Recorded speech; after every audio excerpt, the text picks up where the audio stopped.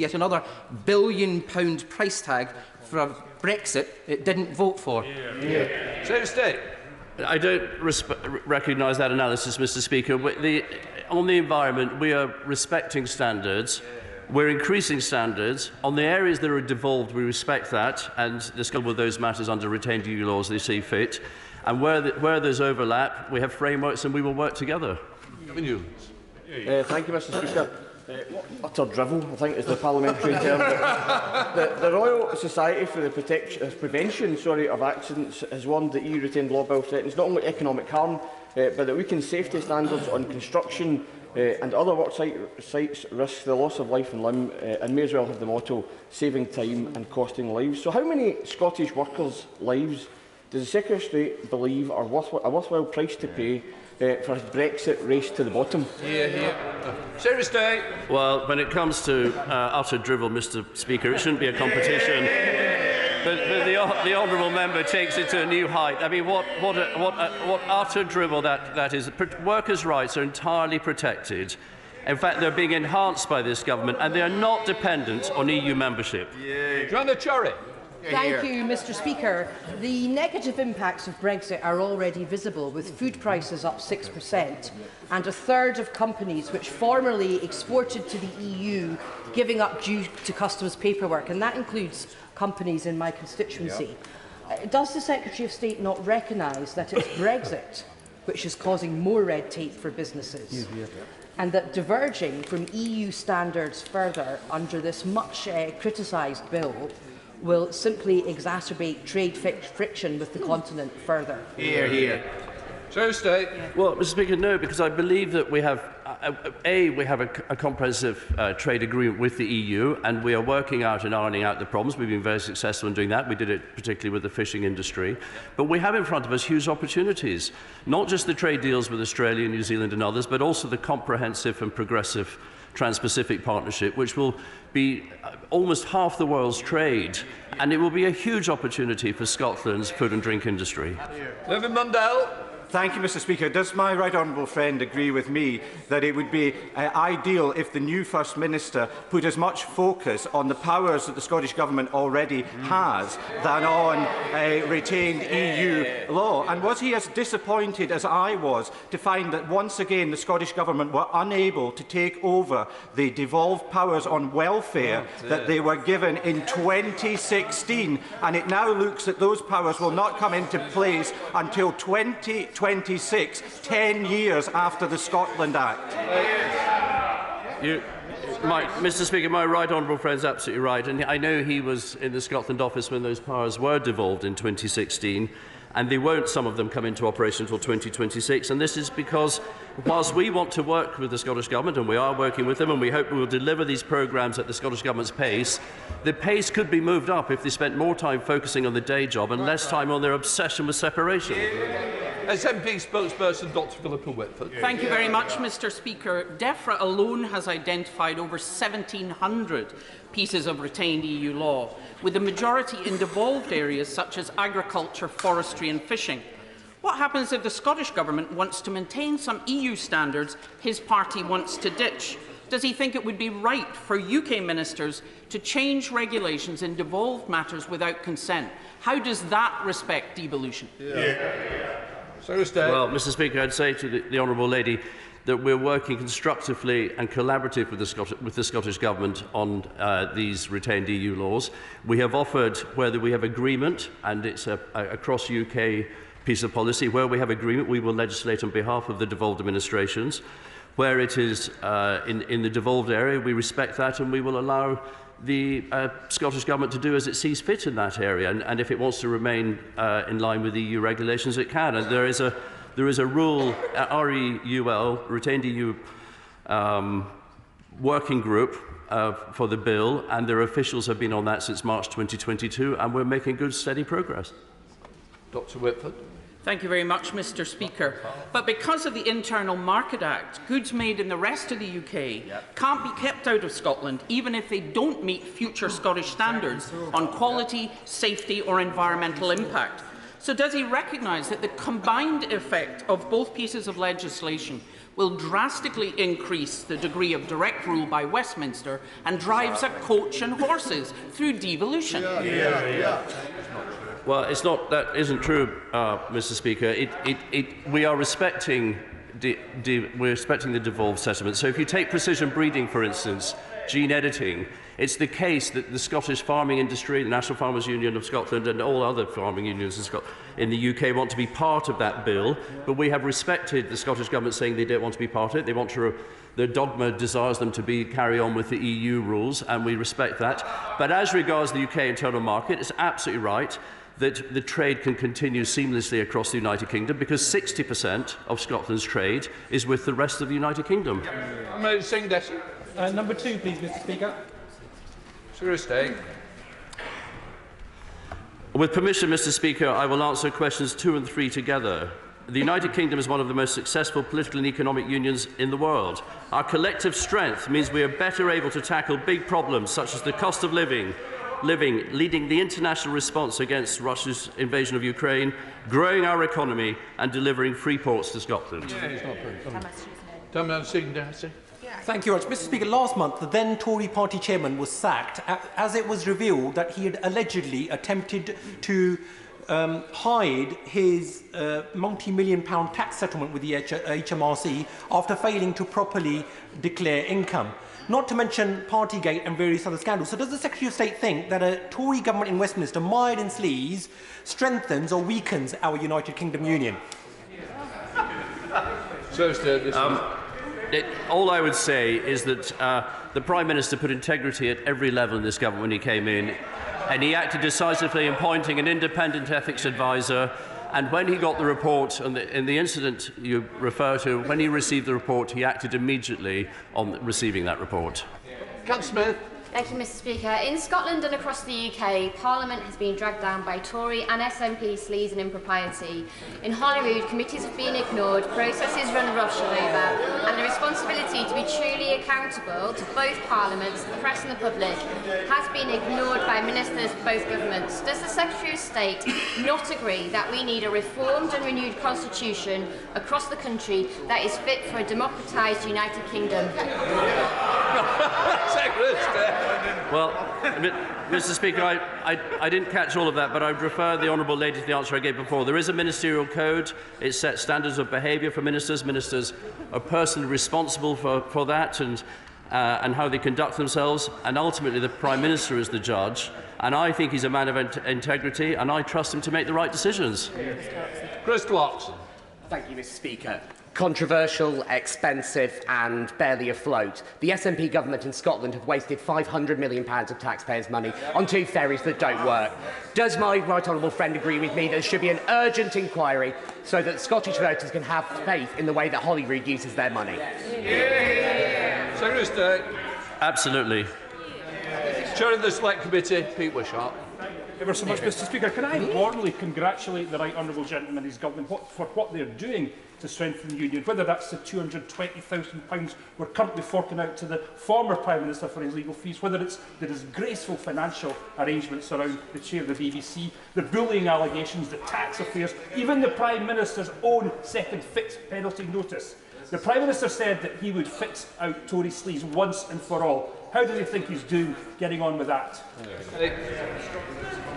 As I've said, he appointed an ethics advisor. He has acted decisively on everything brought forward to him to case. To date, I have full confidence in the Prime Minister, in his integrity and in the decisions he will make. On to Lisa Cameron. Question 4, Mr. Speaker. Thank you, Mr. Speaker. This government is tackling geographical inequalities across the United Kingdom through its ambitious levelling up agenda.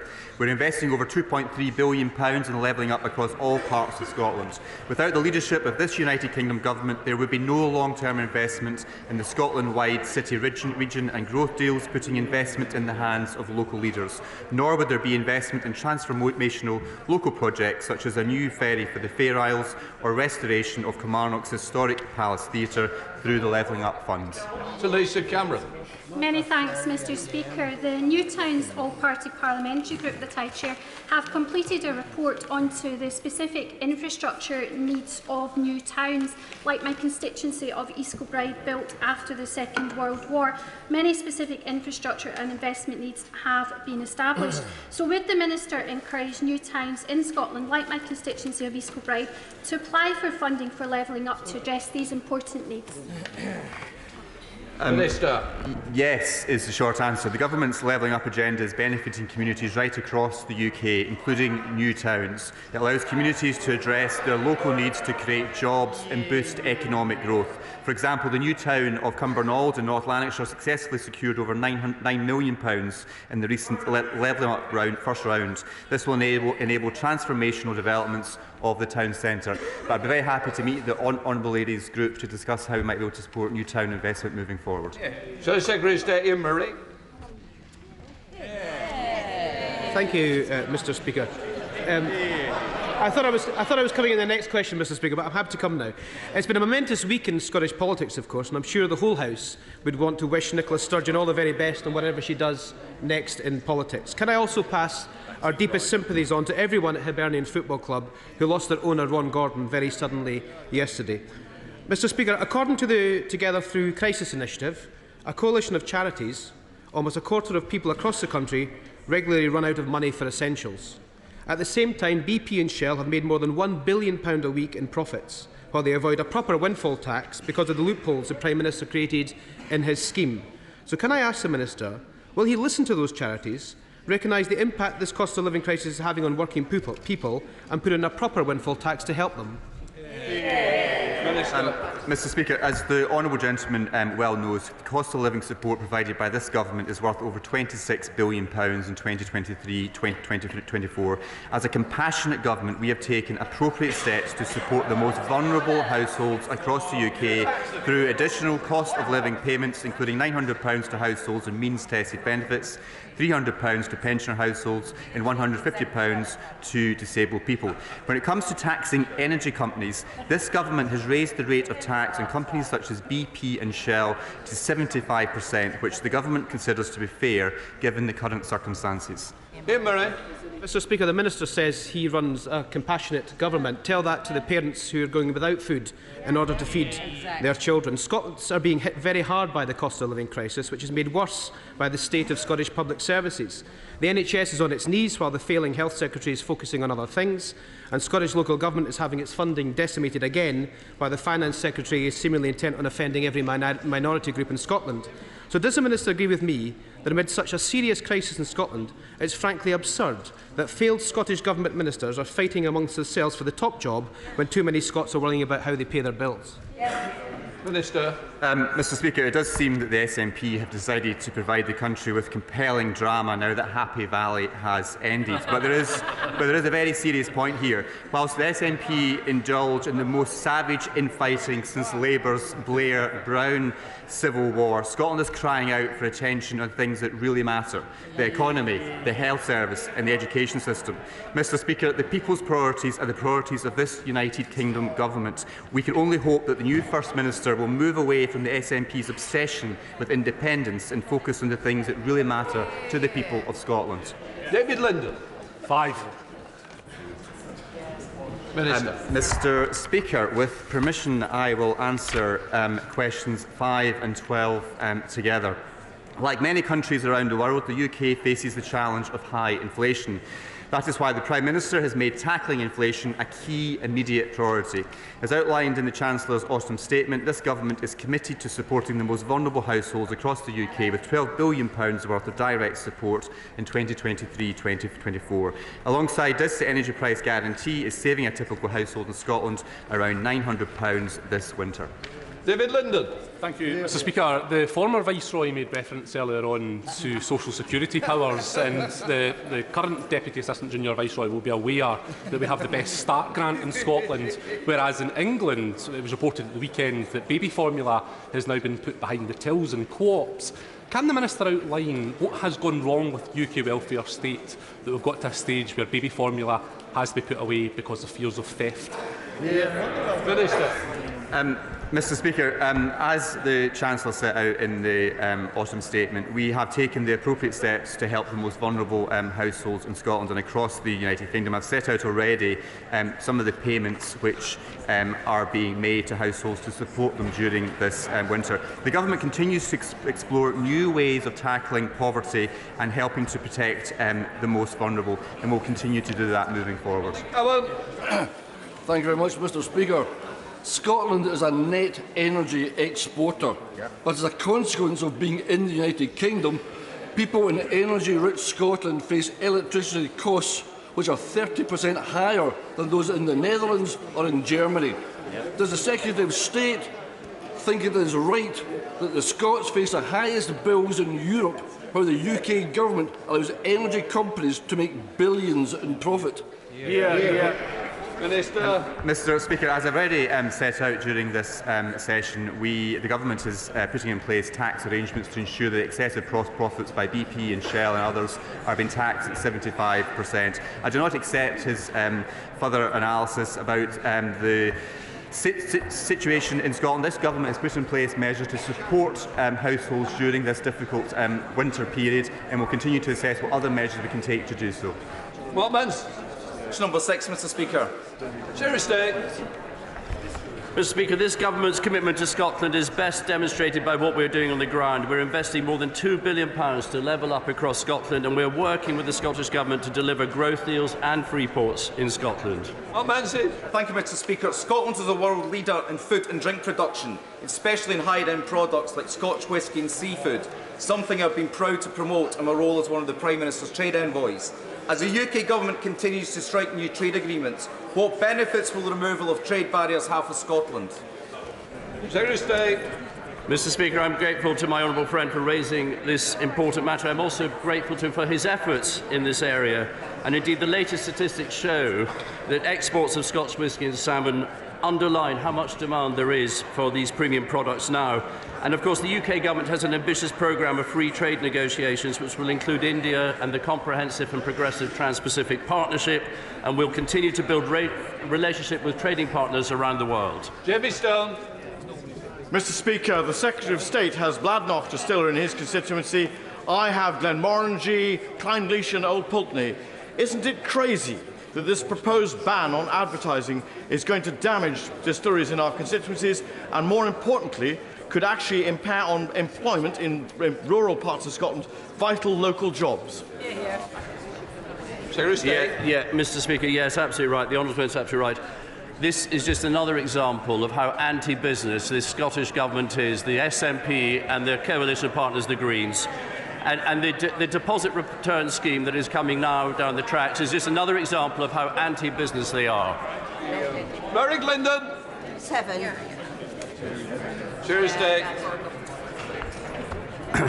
Mr Speaker, like many countries around the world, the United Kingdom has been buffeted by global economic headwinds, driving high inflation and slowing growth. But we've taken decisive action to protect households and businesses. The Government knows there is more to do, and that's why the Prime Minister has pledged to halve inflation this year, deliver sustainable growth and to start reducing debt.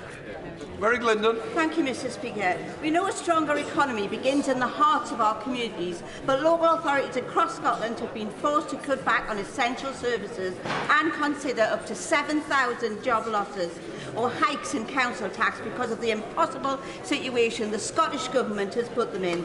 Does the Secretary of State consider that Scottish people should not have to pay more for poor quality services? Well, Mr Speaker, the honourable lady makes a very good point.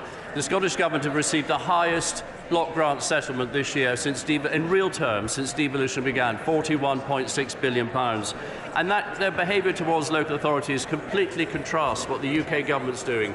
We're working with Scottish councils, delivering funding directly to them to help them with the projects that matter to their people the most. And Mr Speaker, I would say that is real devolution, not SNP. Not the SNP centralisation. Thank you, Mr Speaker.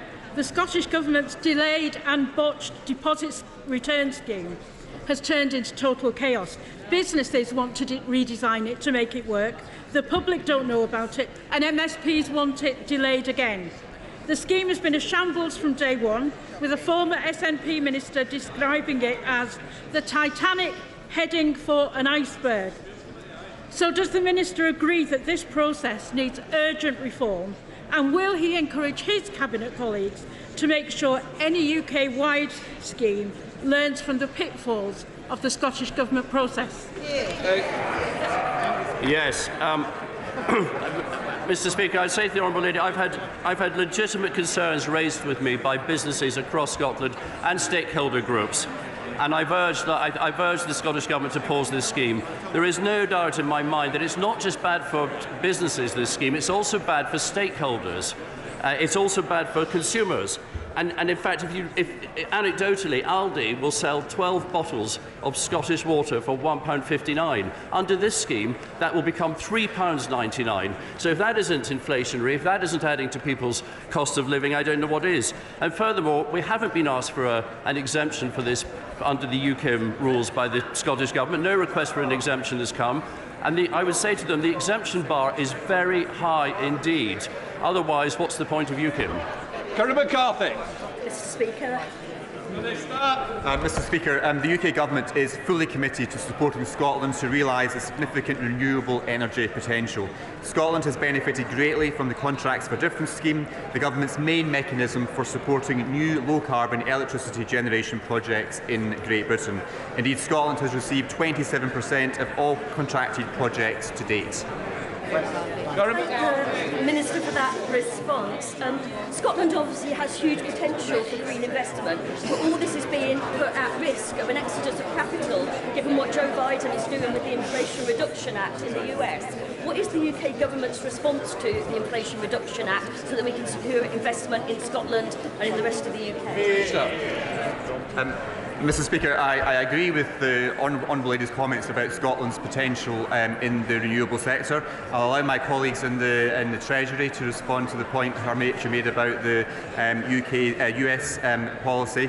In relation to other opportunities for Scotland, I'm very keen to work in my role in the Scotland office to develop that, and if the Honourable Lady would like to join me in doing that, I'd be very happy to engage with her further.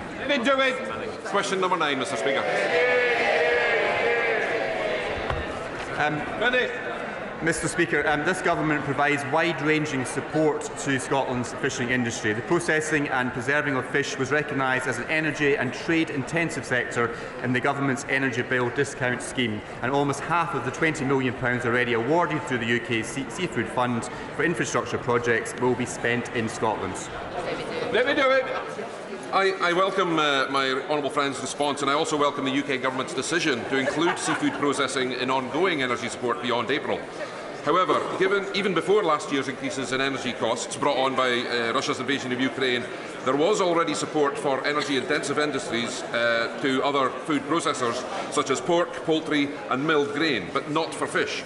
So would my honourable friend agree to join me, ideally in my constituency of Bamford-Buchan, to meet with the representatives of the seafood processing sector to discuss this shortfall? Mr. Speaker, may I first start by paying tribute to my honourable friend's work in championing the seafood sector in Scotland, and I look forward to visiting his constituency next month to chair the Scottish Seafood Industry Action Group, where I will meet with industry representatives. The UK Government's Energy-Intensive Industries Compensation Scheme supports industries exposed to a significant risk of carbon leakage and is targeted at the most electricity-intensive sectors who are competing in international markets. Any industries not included in this scheme can still benefit from the Government's Energy Bill Relief Scheme and the Energy Bill Discount Scheme. We now come to Angus Brendan McNeill. Thank you very much, Mr. Speaker. To progress the structure for fisheries in Scotland, surely we have to move on from devolved Scotland to independent Scotland. I'm sure the Minister can see in Ireland there's independent Ireland, the Republic, and devolved Ireland, Northern Ireland. Which of these does he think is delivering better economically and for fisheries in Ireland? Is it the devolved version or the independent version? Across Europe and across the world, everybody knows the answer. That's the Minister.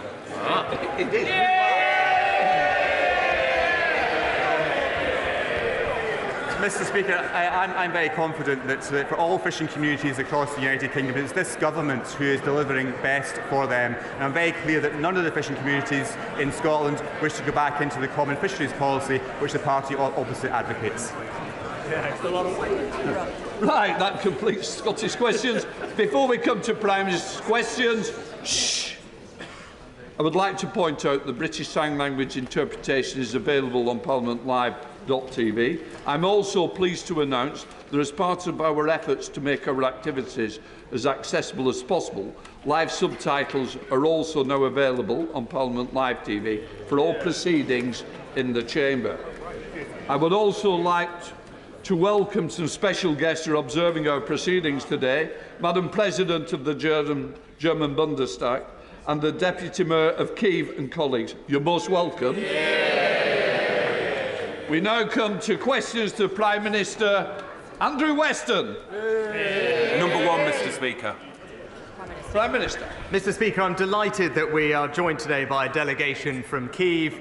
This coming Friday, there will be a national moment of reflection, which will give us the opportunity to pay tribute to the courage of the Ukrainian people and demonstrate our solidarity with Ukraine. Mr. Speaker, this morning I had meetings with ministerial colleagues and others. In addition to my duties in this House, I shall have further such meetings later today.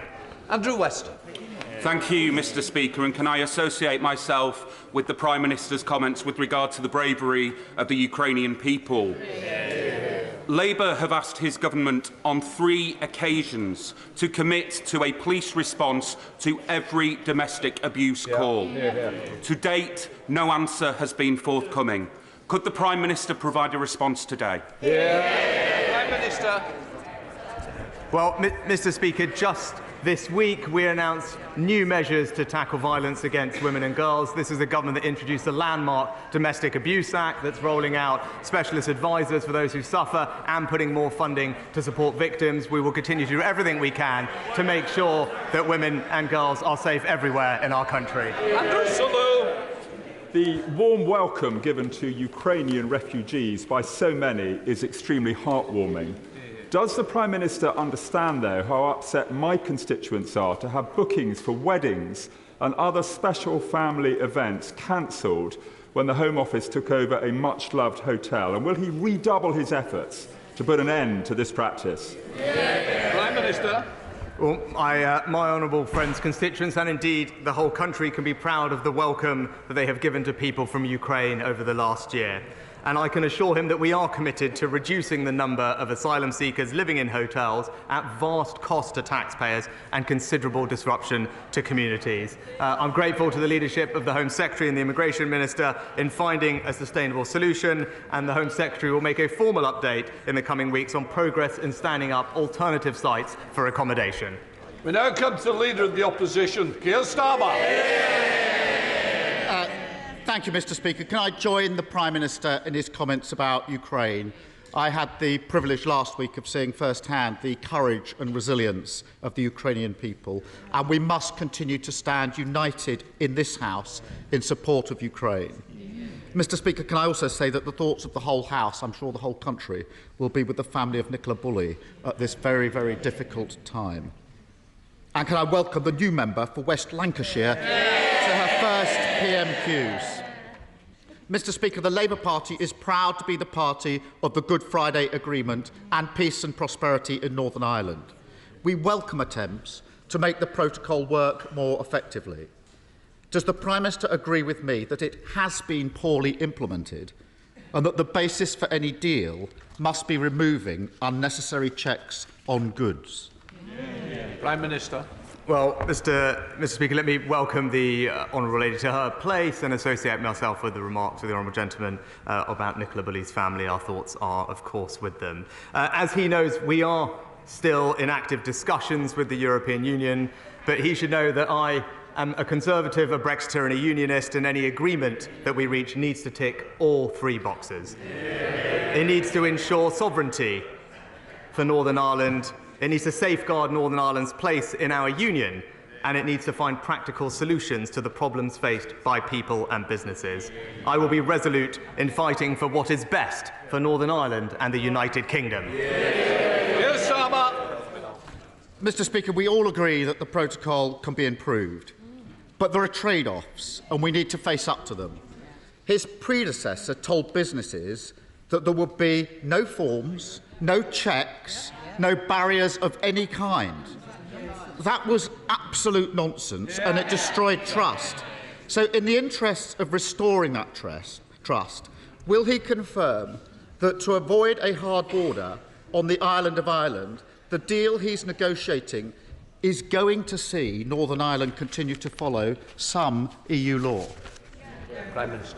Well, Mr. Speaker, I think that the honourable gentleman is jumping ahead. We are still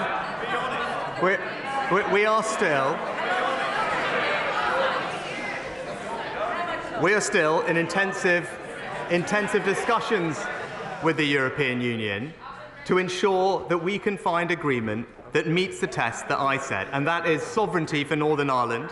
It's Northern Ireland's place in our precious union, and it is to find practical solutions to the problems faced by people and businesses. I have spent time engaging and listening to those communities in Northern Ireland, businesses and political parties. I have a good understanding of what is required, and I will keep fighting until we get it. Mr. Speaker, the Prime Minister is biting his tongue, but at some point the irreconcilables on his benches are going to twig and they're going to come after him. The former Trade Minister says there can be no role for the European Court of Justice in Northern Ireland. So will the Prime Minister be honest with them and tell them that's not going to happen? Mr. Speaker, now again, we need to keep going to actually secure an acceptable agreement. But for the honourable gentleman to be talking about a deal that he hasn't even seen, that we are still negotiating, that isn't finalised, and it's his usual position when it comes to the European Union. It's give the EU a blank cheque and agree to anything they offer. It's not a strategy, Mr. Speaker. That's surrender. Mr. Speaker, it's not my questions he's avoiding, it's their questions he's avoiding. His predecessors wasted months pushing the Northern Ireland Protocol Bill. If implemented, it would tie us up in battles with the EU, the United States and others at precisely the time we should be building common ground to boost our economy and show unity against Putin. Now, the Prime Minister clearly wants a closer relationship with the EU, so can he confirm that if there's a deal, he will pull the Protocol Bill? Prime Minister. Mr. Speaker, look, what the honourable gentleman wants to put the EU first. I want to put Northern Ireland first. And on these questions, the honourable gentleman said he would respect the result of the referendum, and then he promised to back a second one. All the while, he was constantly voting to frustrate Brexit. And I know what the British people know, that on this question, he can't be trusted to stick up for Britain. Mr. Speaker, the sound you hear is them cheering the Prime Minister, pulling the wool over their eyes. It's the 25th anniversary of the Good Friday Agreement, the 30th anniversary of the Downing Street Declaration. Tony Blair and John Major both recognised that politics in Northern Ireland is built on trust and not telling people what they want to hear, and the need to take seriously the concerns of both communities, nationalists and unionists. It's vital their voices are heard. So can the Prime Minister confirm that whatever deal he brings back, this House will get a vote on it? Prime Minister. Mr. Speaker, of course, Parliament will express its view. But what is crucial? What is crucial here? But what is crucial here is that this is not about his desire to play political games in this House with this situation. This is about what is best for the people and communities of Northern Ireland. And that, Mr. Speaker, is what I will keep fighting for. Keir Starmer. Well, Mr. Speaker, I take it from that this House will get a vote, and I look forward to that vote in due course. Because everyone knows the basis of this deal has been agreed for weeks. But it's the same old story. The country has to wait while he plucks up the courage to take on the malcontents, the reckless, the wreckers on his own benches. But I'm here to tell him he doesn't need to worry about that, because we will put country before party and ensure that Labour votes to get it through. He should accept our offer, ignore the howls of indignation from those on his side who will never take yes for an answer. Why doesn't he just get on with it? Mr. Speaker, what I am doing is talking and listening to the people of Northern Ireland. That is the right thing to do.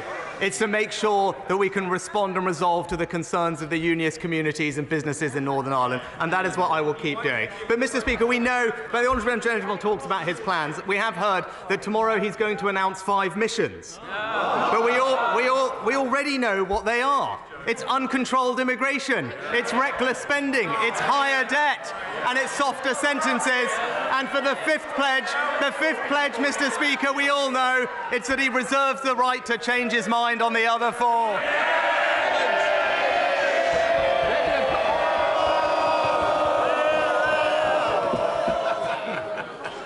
Thank you, Mr. Speaker. Last year, the coroner determined that content promoted at Molly Russell that promoted self-harm and suicide contributed to her death. But they were only able to make that decision after years of campaigning by the Russell family and the coroners to gain access to that information. Does the Prime Minister agree with me that other families should not have to suffer as the Russell family have suffered, and that relevant data relevant to the death of a child should be more readily available both to families and to the coroner's service than it currently is? Minister. Can I join my right honourable friend in paying tribute to the Russell family for their tireless and dignified campaigning on behalf of all families who have been bereaved in such tragic circumstances. The coroners already have statutory powers to require evidence to be given or produced for the purposes of their investigation, but the government is listening carefully to the concerns of parliamentary colleagues and to bereaved families. The Ministry of Justice and Department for Science, Innovation and Technology are leading those discussions to ensure that we have the right set of procedures in place. We now come to the Leader of the SNP, Stephen Flynn. Mr. Speaker, wholesale gas prices have fallen by 75% since their peak. Yet in just a matter of weeks, the British government, the Westminster government, intends to increase energy bills by a further £500. What would motivate a Prime Minister to do such a thing?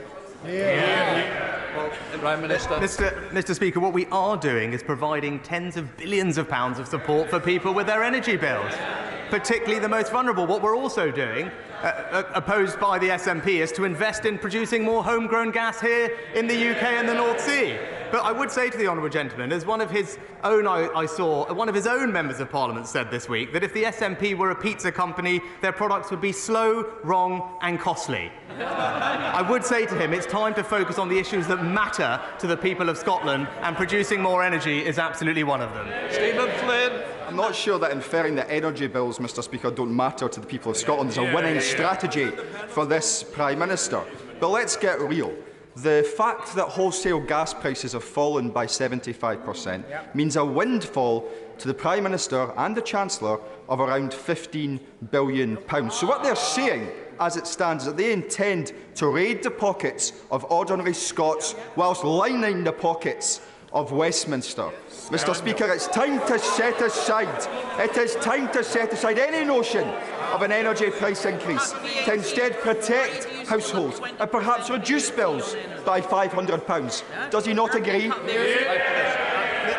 Mr. Speaker, we're saving households across the United Kingdom, including in Scotland, £900 with their energy bills as a result of our energy bills guarantee. And in the coming years, we will spend £12 billion protecting particularly the most vulnerable families, pensioners across the United Kingdom. But the best way to reduce people's bills is to halve inflation, as we have promised to do, and it is to produce more homegrown energy here in the United Kingdom. That's something that this government supports. Maybe he could confirm whether the SNP supports that. Jerome Mayo.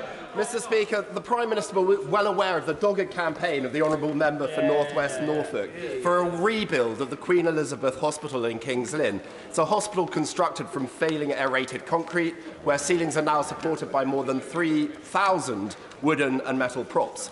But is the Prime Minister also aware of the strength of feeling locally in support of the rebuild, not just in North West Norfolk, but in Broadland, North Norfolk, Norwich North, Mid Norfolk, South West Norfolk, Huntingdon, North West Cambridgeshire and South Holland and the Deeplings, whose populations are all served by this hospital. Will he support our campaign?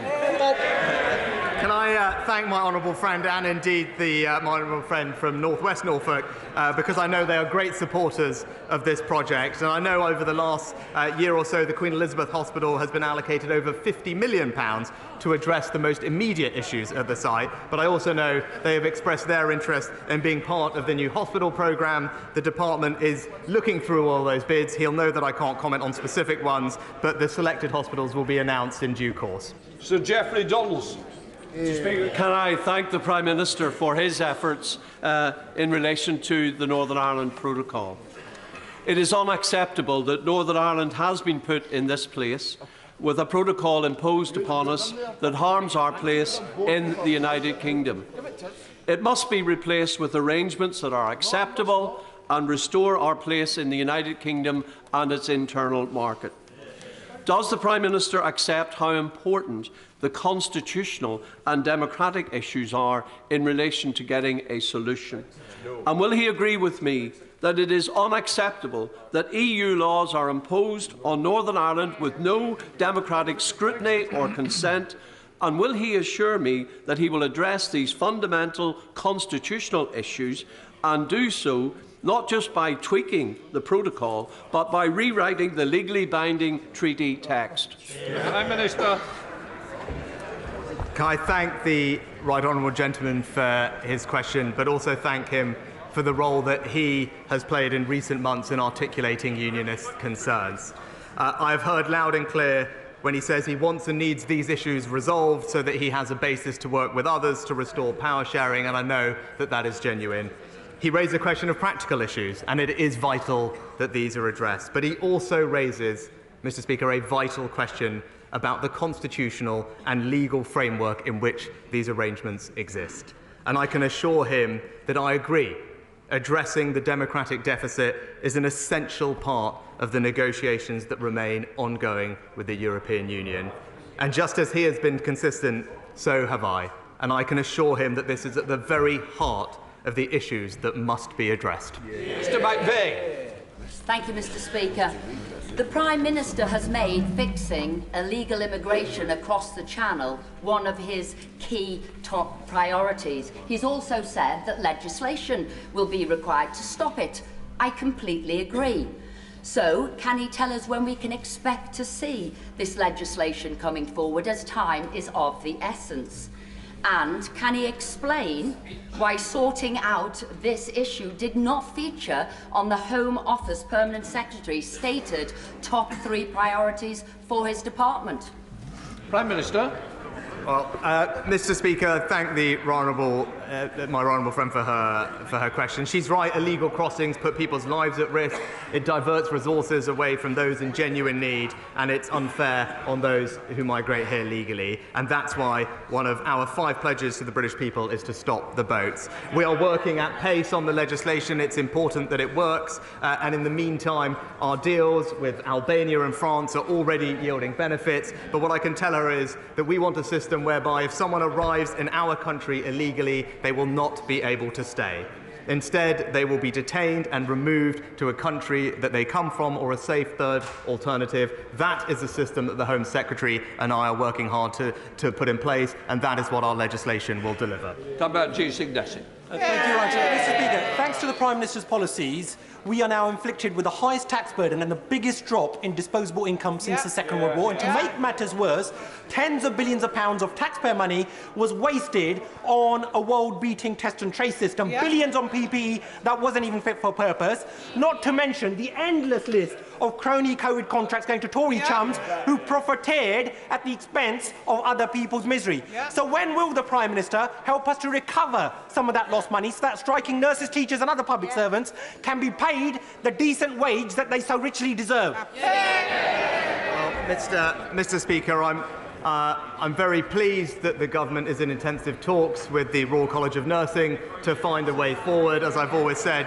we are keen to discuss these terms and conditions, and I'm glad that those conversations are now happening. What I'd say to the honourable gentleman is he really cares about the impact of working people, then maybe him and his party should stand up to their union paymasters and back our minimum service laws. Thank you, Mr. Speaker. I'd like to thank the Prime Minister for his support in the launch of the new regulatory reform group.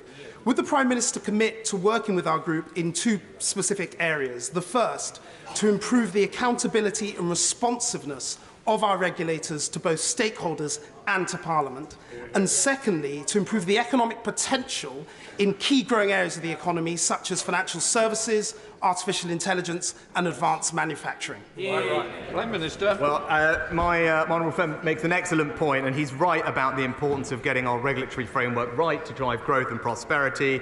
That's why my right honourable friend, the Chancellor, has set out an extensive review of retained EU law in 5 key growth areas, including life sciences, green industries and digital technology. But also, the Government Chief Scientific Advisor is leading work to consider how the UK can better regulate emerging technologies, enabling their rapid and safe introduction. And David.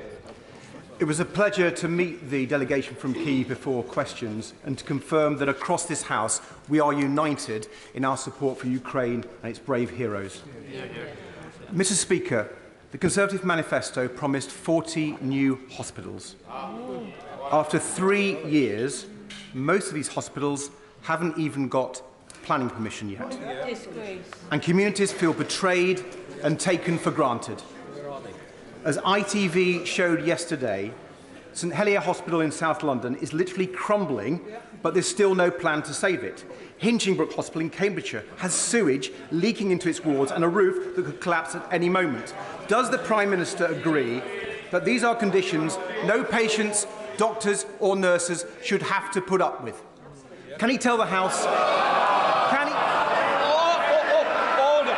Prime Minister, just before we do, please don't take advantage of the order paper for others. Prime Minister. Mr. Speaker, I'm proud that we're investing record sums into the NHS under this government, also record sums in NHS Capital, not just going on upgrading almost 100 hospitals, developing 40 large-scale developments, as the honourable gentleman knows, but also investing in more scanners, more ambulances across the board so we can deliver vital care to people. And I'm very pleased that the most recent statistics on urgent emergency care show considerable improvement from the challenges we faced over December, and we now are on a clear path to getting people the treatment they need in the time that they need it. Theo Clark. I welcome the government's commitment to tackling illegal migration and particularly the issue of small boats. But can I ask my right honourable friend if he will reconsider the government's proposal to relocate approximately 500 single-male asylum seekers to Beaconside in Stafford? And can I ask him to meet with me urgently to discuss this, given the huge amount of objections I've received from constituents on this issue? Prime Minister. Well, firstly, Mr. Speaker, can I welcome my honourable friend back to her place? And I know that this is an issue that is concerning her and her constituents, and it's why we must absolutely stop the boats and stem the tide of illegal migrants to relieve this pressure on our local communities. But I will ensure that she meets with the Home Secretary as soon as possible to discuss her concerns, and hopefully we can arrange that meeting in the coming days. John McNally. Thank you, Mr. Speaker. This month, the Scottish Child Payment marks its 2-year anniversary. In a cost of living crisis, this policy has been a lifeline to hundreds of thousands of people in Scotland. Therefore, will the Prime Minister follow the leadership of the Scottish Government and introduce an equivalent child payment? Prime Minister.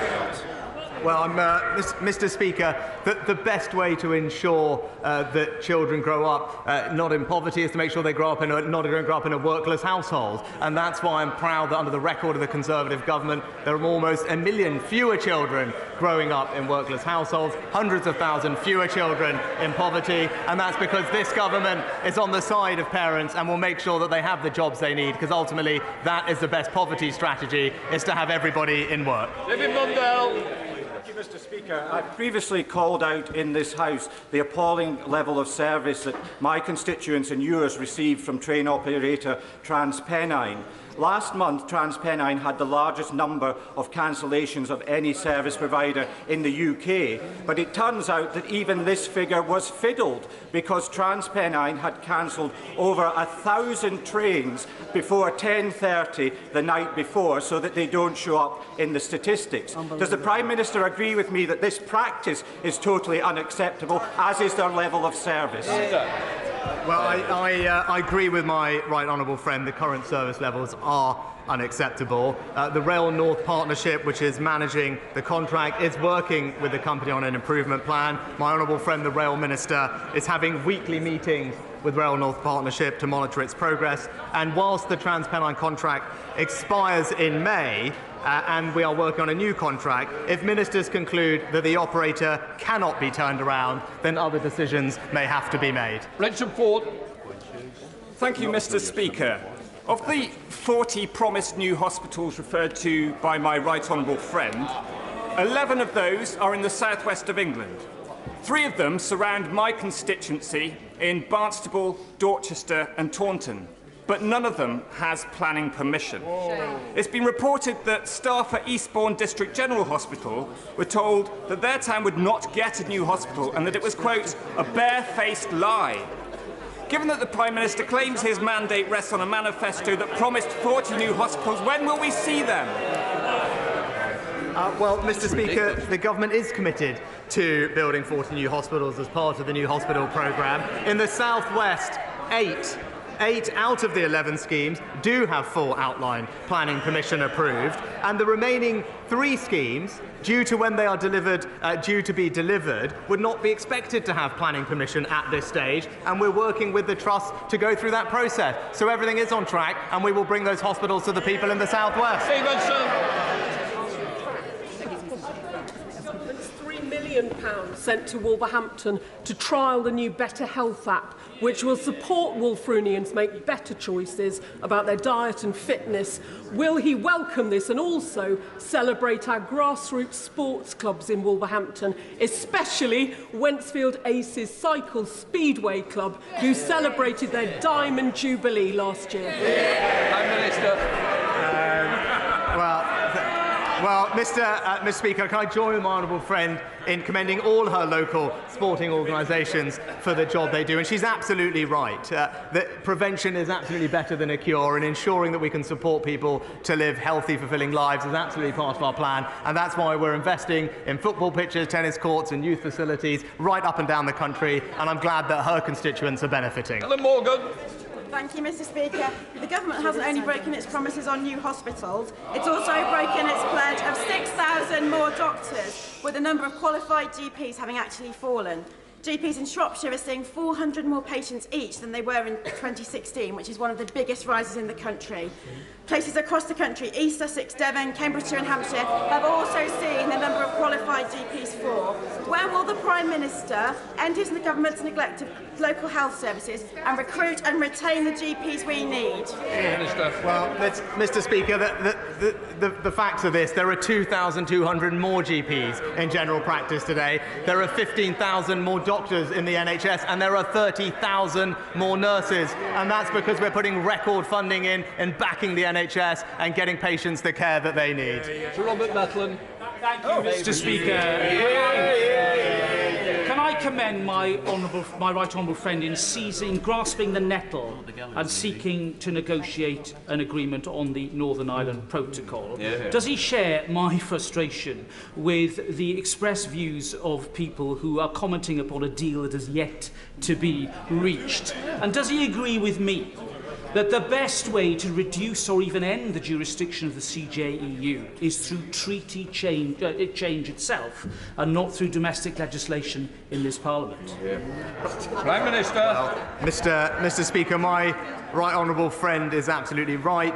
We need to keep going, but he's also right that we need to find enduring solutions to the challenges faced by the people of Northern Ireland, and that's why, as my right honourable friend mentioned earlier, it is absolutely right that we address the constitutional and legal framework of our arrangements and ensure that we can put in place new arrangements that secure Northern Ireland's place in the United Kingdom. At Weston. Thank you, Mr. Speaker. The Prime Minister is no stranger to paying fines. but last week the £2.3 billion he paid to the EU after the UK government allowed Chinese fraudsters to flood Europe with cheap goods is the worst waste of public money. My question is simple. If he can find £2.3 billion to pay a fine, why can't he pay NHS workers and others the pay increases they deserve?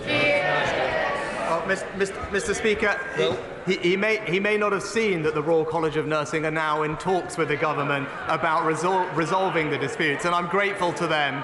I'm grateful to them for entering to those talks with a spirit of a constructive attitude, but also to calling off their strikes next week. What I would urge him and his colleagues to do is be on the side of working people, and that's to back our laws to introduce minimum safety levels across the NHS and transport, because that's the best way to demonstrate that you're on the side of hard-working families, Mr. Speaker. Mr. Speaker, I wholeheartedly support my Prime Minister's priority to stop the boats. So could he please bring in the small boats bill next week? Prime Minister.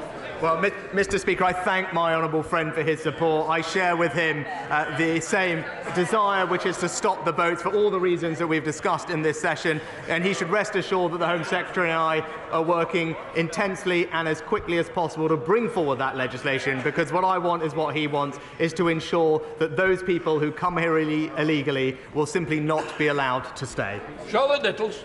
Thank you, Mr. Speaker. During recess, my community in Warrington was rocked by the murder of 16-year-old schoolgirl Brianna Jai. What support will the Prime Minister offer to our community and to our local schools in order to ensure that they have the support that they need to support Brianna's classmates and her family as we try to heal from this appalling tragedy? Prime Minister. Well, can I thank the honourable lady for raising this issue and express my sympathies to Rihanna's family and friends for what's happened. I know she will be playing her part in her local community in supporting them at this difficult time. I know the Home Secretary is shortly due to visit the area, and she will be able to discuss with the honourable lady what support can be provided to support the community at a time like this, and she should know that she will have what she needs from the government. Final question, Anthony Magdal. Mr. Speaker, I can't ask the Prime Minister to stop time or tide, but I might ask him to offset it, because in South Devon the Slapton line is being eroded away, and I need him to help me lobby the Department for Transport and the DEFRA Secretary to see that we can get the repairs done, because Natural England is standing in the way of this vital link and stopping us from doing the developments that we need to do. Will he support me? Prime Minister. Well, Mr. Speaker, my honourable friend is a fantastic campaigner and advocate for his constituents. I know that this particular issue is causing frustration and concern in his community. He's absolutely right to raise it. I will ensure that he gets the appropriate meetings he needs with the ministers in question so we can work with him to try and find a resolution. That completes Prime Minister's questions.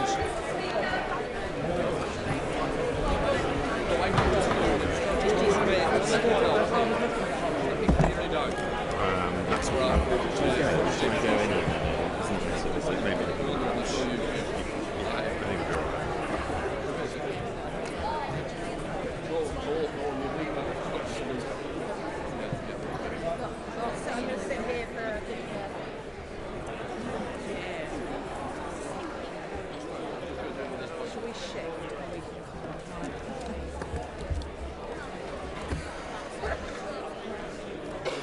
Well done. Point of order, Caroline Ansell. Thank you, Mr. Speaker. Can I ask, is it still the convention and the courtesy one might expect from a fellow parliamentarian for them to contact you in advance of a question should they be minded to raise your constituency in their question? I refer to the honourable gentleman who's no longer in his place, who talked about the Eastbourne District General Hospital and in fact repeated gossip and hearsay through social media that has already been successfully challenged by the Hospital Trust, which has powered from requires special measures and requires outstanding all the way through to outstanding and good, I should say, and is working incredibly hard to deliver what has been described as once-in-a-generation funding. Well, can I just say, when I stand, it's important that members sit down. Don't worry. What I would say is, first of all, no, it's not a point of order. The fact is, people can mention other constituency issues as hospitals because they usually cover a much greater geographical area, so they wouldn't inform the member. What I would say is I do hope she has informed the member that she's named that she was about to raise this point of order.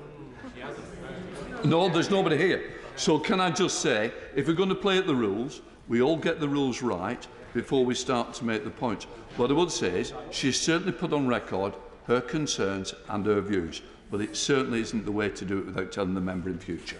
Right, let us move on to presentation of the bill. Mr Barry Sherman.